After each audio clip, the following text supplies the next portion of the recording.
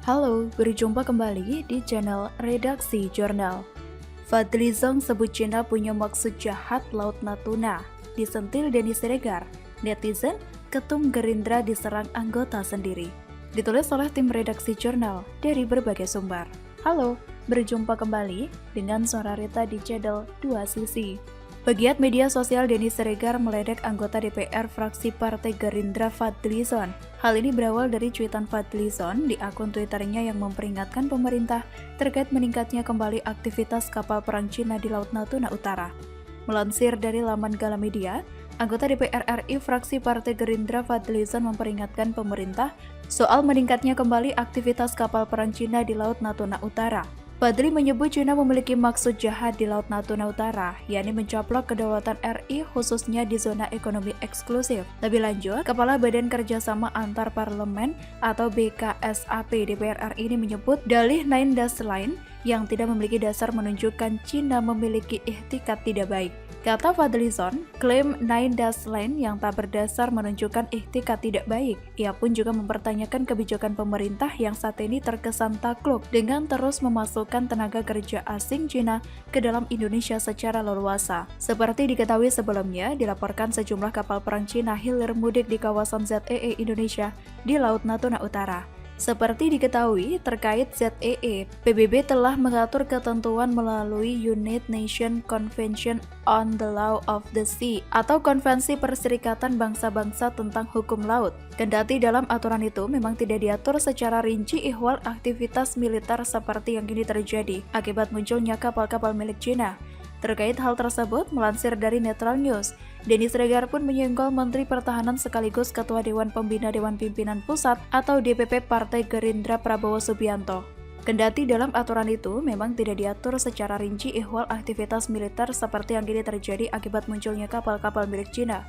Terkait hal tersebut, melansir dari Netral News, Denny Siregar pun menyenggol Menteri Pertahanan sekaligus Ketua Dewan Pembina Dewan Pimpinan Pusat Partai Gerindra Prabowo Subianto. Denny meminta Prabowo untuk menjelaskan kepada Fadlizon soal aktivitas kapal perang Cina di Laut Natuna Utara. Kata Denny pada Minggu, 19 September 2021. Pak Prabowo, hello, ini ditanyain Ma Fadlizon. Di akhir cuitan, Denny meminta Prabowo untuk memberi pelajaran kepada Fadlizon untuk tidak bicara sembarangan kalau tidak tahu apa-apa. Kata Denny, jewer aja pak hidungnya. Dari cuitan Denny Siregar tersebut pun banyak netizen yang ikut memberikan tanggapan. Bahkan ada yang memiliki gagasan jika Prabowo diserang oleh anak buahnya sendiri. Kata @leonard63598840, Ketum Gerindra diserang anggota sendiri. Ketum culun @Prabowo, hati-hati dilempar handphone itu anggota Gerindra. Akun @jubilat_7 juga ikut memberikan komentar. Isi pikirannya negatif, maka anggap pihak lain jahat. Lucunya, bosnya yang handle pertahanan atau implisit anggap bosnya tidak becus kerja. Kalau tidak becus, lebih baik mundur saja. Tak jelas juga apa pencapaiannya. Pegiat UMKM juga ikut memberikan tanggapan. Yang tegas dong Pak, Prabowo, dicengin Fadlizon Bapak diam aja, hahaha. Tahu sendiri ya, bukan Fadlizon namanya kalau ocehan ataupun cuitannya tidak mengkritik pemerintahan Presiden Joko Widodo dan jajarannya. Lebih-lebih seolah kehabisan bahan kritik, Fadli mencari-cari kesalahan dari pemerintah. Ditemukanlah sedikit celah, lalu dikemas sedemikian rupa untuk dijadikan bahan menyerang pemerintah. Aneh saja, melihat politikus sejenius dan sekonsisten Fadli melakukan kritik terhadap hal-hal yang sebenarnya terlalu receh untuk dikritik seorang Fadlizon. Masih banyak sejatinya hal besar dan lebih pro rakyat yang harusnya dikritik Fadlizon. Seperti kelebihan bayar Pemda DKI Jakarta yang menjadi temuan BPK, juga keteguhan hati Pak Gubernur DKI Jakarta pilihan umat untuk menggelar Formula E di tengah-tengah pandemi COVID-19 yang masih melanda negeri. Dan asal Fadlizon tahu, Jokowi bukannya takut kepada Cina. Ia lebih bersikap tenang untuk menyikapi hal tersebut. Meski Jokowi menunjukkan kemarahan Indonesia kepada Cina atas insiden berulang di Natuna, pada saat yang sama pemerintah juga menegaskan ingin tetap menjaga hubungan baik dengan Cina. Jadi nggak ada ceritanya Jokowi takut sama Cina, malah Cina yang takut sama Indonesia. Kalau kita ribut dengan mereka, artinya mereka juga rugi karena kita nggak akan bayar cicilan hutang atau ambil hutang dari negara lain. Mereka tahu potensi negara kita. Memangnya ada bank mau ribut dengan debiturnya yang lancar bayar pinjamannya? Malah yang ada ditawarin pinjaman terus. Dan jika Jokowi maupun, ia akan membawa kasus ini ke ranah internasional, seperti yang dilakukan pada beberapa waktu lalu. Tidak hanya memakai jalan birokrasi yang umum untuk menghadapi sengketa laut Indonesia, beliau selain membawanya ke arbitrase internasional, Pak Jokowi juga melakukan aksi berbeda sebagai bentuk ketegasannya dengan mengirimkan kapal perang Indonesia di wilayah perairan Natuna. Gak ada ceritanya Presiden Jokowi takut sama Cina. Pimpinan kita saat ini adalah seorang pemberani. Bagaimana soal Uighur? Sama seperti Rohingya. Apapun yang dilakukan pemerintah pasti salah. Lihat saja sekarang teriakannya begitu, nanti kalau diurusin teriaknya pencitraan. Tapi kita maklumi saja. Ya begitulah kalau ngotot ingin berkuasa tapi prestasi nggak ada. Pesan saya untuk Fadlizon, daripada sekedar kritik yang tidak membangun, lebih baik ikut mendukung dan membantu meningkatkan ekonomi masyarakat. Jangan hanya membela orang yang penuh dengan polemik sengketa tanah. Bagaimana menurut Anda? Halo, berjumpa kembali di channel Redaksi Jurnal. Netizen emosi ibas sentil pemerintah soal proyek mangkrak dan beri petuah. Deddy Siregar, anak durhaka. Ditulis oleh tim redaksi dari berbagai sumber. Politisi Partai Demokrat Edi Baskoro Yudhoyono atau IBAS mengingatkan kepada Presiden Joko Widodo untuk terus melanjutkan sejumlah proyek yang telah dikerjakan sejak lama. Dalam keterangan tertulisnya pada Senin 14 September 2021, putra bungsu Susilo Bambang Yudhoyono mengatakan program yang pernah direncanakan atau sudah ada, misalnya saat era Presiden SBY bisa dikebut dan diselesaikan dengan tuntas. Kata Ibas, jujur pihaknya ini ingin gunting pita presiden ini terus berlanjut. Apalagi kalau pita-pita yang digunting itu merupakan program prioritas. Ya, tidak hanya jembatan merah putih di Ambon, kalau bisa itu kereta cepat juga selesai. Lebih lanjut ia menjelaskan meski tidak semua proyek mendapat sambutan baik dari rakyat, namun harus segera dituntaskan, seperti proyek kereta cepat maupun pembangunan jalan raya. Kata Ibas bahwa ia pernah menengok langsung bersama dengan anggota DPR RI Komisi 6, meski proyek kereta cepat ini menuai pro dan kontra, ia yakin rakyat akan senang jika selesai. Atau Trans Sumatera misalkan yang sudah banyak dibahas. Ibas juga bermimpi mewakili Dapil Jatim 7, proyek Jalan Lintas Selatan atau JLS Jawa Timur itu bisa selesai.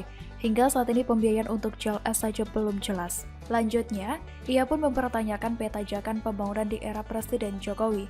Menurutnya, di era Presiden SBY dikenal dengan istilah MP3EI atau Master Plan Percepatan dan Perluasan Pembangunan Ekonomi Indonesia. Kata Ibas, juga proyek kecil seperti JLS saja tidak tuntas, ia jadi tidak yakin apakah pemerintah memiliki kemampuan fiskal yang cukup besar. Sebut saja penyelesaian ibu kota negara contohnya. Bukan hanya sekedar roadmap pembiayaan atau untuk saat ini saja, tapi yang berkelanjutan. Di satu sisi, kata Ibas, ekspansi fiskal diperlukan untuk penanggulangan COVID-19, supaya pemulihan ekonomi dan pelaksanaan jaminan perlindungan sosial dapat dilakukan secara cepat, tepat, dan efektif. Tapi terkadang apakah kita ini harus agresif dengan tidak memperlihatkan beberapa hal yang lain? Agresif sih boleh, tapi harus masuk akal. Jangan sampai besar pasak daripada tiang. Ingat, kita perlu kesinambungan fiskal antar generasi. Konten saja terkait pernyataan tersebut, netizen pun langsung membalas ucapan Ibas, seperti dilihat dalam akun Facebook Maklam Biturah. Kata akun MLT, dengarlah wahai rakyatku. Akun dengan nama Wongso Suseno juga mengatakan, kalau di rumah gak ada kaca spion, pakai air di sumur. Tantotan juga ikut memberikan komentar. WKWKWK, bagaikan menatap cermin ngomongnya. Dari pernyataan Ibas tersebut, pegiat media sosial Deddy Siregar ikut memberikan komentar. Dalam akun Instagramnya, ia menampilkan foto Ibas dengan mengatakan anak durhaka. Ya, Ibas ini memang anak durhaka. Tanpa sadar ia merobek tirai penutup aib bapaknya sendiri, dan juga aib partai yang dia bawahi, yang penuh dengan proyek-proyek mangkrak dan sekarang meminta ke Jokowi untuk melanjutkan proyek yang dicanangkan SBY. Menjijikan. Namun dalam hal ini ada sebuah pertanyaan besar. Di usianya yang ke-20 tahun dan sepanjang 10 tahun sebelumnya ketika diberi kepercayaan rakyat Indonesia menjadi pemuncak suara nasional dan kekuasaan dengan SBY sebagai presidennya, apa kiranya yang melekat di benak rakyat? Kiranya sebagian besar rakyat akan mengenang pengkhianatan para kader Demokrat di masa silam. Saat SBY berkuasa dengan maraknya aksi korupsi, tidak dapat dipungkiri aksi korupsi pasti ada di setiap fase kepemimpinan atau rezim. Akan tetapi saat di era SBY, rakyat Indonesia seperti ditipu dengan sangat sadis. Bagaimana tidak, Ketika itu partai ini sejak kemunculannya telah menjual platform yang seolah-olah bersih dan santun. Dengan tagline yang setiap saat nongol di televisi dan media, katakan tidak pada korupsi berulang kali. Saat itu rakyat benar-benar sangat berharap banyak pada partai yang di dalamnya ada SBY tersebut. Seolah ada secercah harapan Indonesia bakal menjadi negara yang minimal menancapkan pondasi dan kemudian dilanjutkan oleh pemimpin selanjutnya. Tagline legendaris itu tentu saja membuat rakyat terbuai. Itu adalah janji-janji yang dibuat oleh Partai Demokrat. Kalimat katakan tidak pada korupsi adalah sebuah bukti yang telah terucap juga janji yang telah dibuat. Tapi faktanya, bukti apa yang telah diberikan? Lantas, janji seperti apa yang juga telah dipersembahkan? Kiranya hanyalah cara Partai Demokrat mengelabui rakyat. Pasalnya, atas buayan itu sebagian besar rakyat Indonesia saat itu memilih Partai Demokrat sehingga suara nasional yang tertinggi dan juga menghantarkan SBY menjadi Presiden ke-6 Republik Indonesia selama 2 periode. Partai Demokrat telah memberikan bukti bukan janji. Bukti korupsi secara berjamaah para kader Demokrat, Anas Urbaningrum CS. Barangkali itu pesan terselubung dari IBAS, bangunan atau proyek mangkrak yang fenomenal hingga sekarang masih berdiri sebagai bukti atas janji. Ormas radikal dan kelompok konservatif yang cenderung berhaluan keras juga tumbuh subur di masa kepemimpinan SBY. Itu juga bukti dan masih banyak yang lainnya. Bagaimana menurut Anda?